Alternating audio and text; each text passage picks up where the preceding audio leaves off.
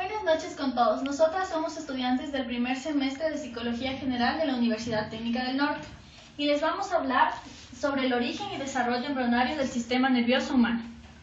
Una vez que el óvulo es fecundado por el espermatozoide en una de las trompas de falopio, aparece el cigoto. A las 36 horas, el cigoto empieza a subdividirse en 2 células, en 4 células, en 6 células, en 8 células y así sucesivamente hasta formar una mórula. Luego esta mórula se transforma en una esfera llamada blástula, la cual se compone del trofoblasto y el embrioblasto. El trofoblasto será el que forme la placenta y el embrioblasto el que forme al embrión. A los 12 o 14 días de la fecundación, el embrioblasto va emitiendo un líquido llamado blastocel, el cual llena una buena parte de la cavidad de la blástula, como podemos ver.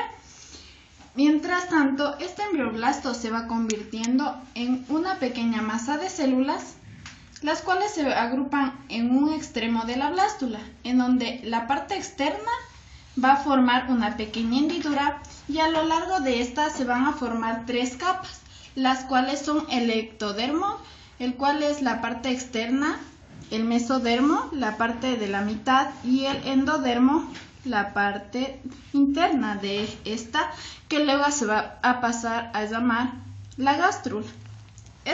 Una vez formadas estas capas, en unas próximas semanas van a ir formando los diferentes tejidos, órganos y células del sistema nervioso. Afecta un proceso de maduración constante. Durante el segundo mes de vida del embrión llega a medir hasta 3 centímetros de longitud y 1 gramo de peso. Durante este periodo, las vesículas crecen con más rapidez. A su vez se da inicio a la formación de la protuberancia, el bulbo raquídeo y el cerebelo. Los movimientos del embrión son muy semejantes al de un gusano, lentos e incoherentes, y se mueve todo el cuerpo ante un estímulo. En el tercer mes crecen los hemisferios cerebrales. Formando la corteza cerebral, empieza a formar los lóbulos temporales, los lóbulos frontales y los lóbulos occipitales. Aquí llega a medir a 7 centímetros de longitud y 28 gramos de peso.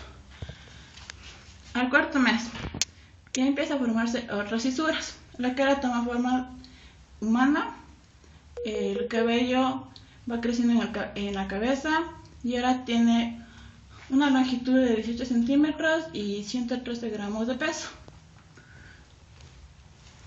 Yo les voy a hablar sobre el desarrollo nervioso del embrión. Aquí tenemos graficadas las capas del embrión, que aquí tenemos el endodermo, el mesodermo y el ectodermo. Yo les voy a hablar sobre los órganos que se crean dependiendo del desarrollo de cada capa. Por ejemplo, del endodermo. Del endodermo se desarrollan el tubo digestivo, las glándulas, los bronquios, los pulmones y el aparato urinario. Del mesodermo, que es la capa más interna, se desarrolla la pared del cuerpo, los músculos, el esqueleto. Aquí tenemos las costillas que se distinguen a la vista.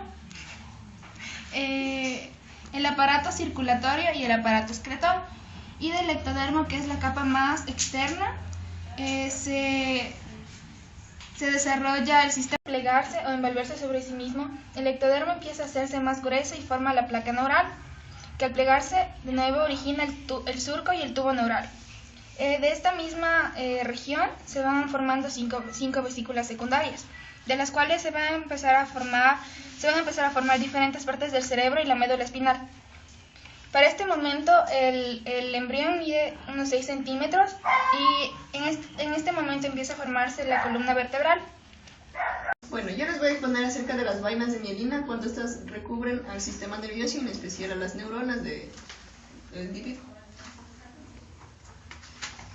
Aquí encontramos el quinto mes. En el quinto mes el cerebro del neonato o del feto está apareciendo los surcos y circunvoluciones.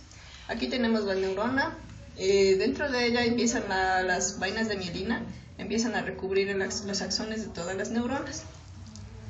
Así podemos ver que el feto en esta etapa ya puede recibir todos los estímulos externos del vientre materno, y también esto se da gracias a las vainas de mielina que recubren las neuronas.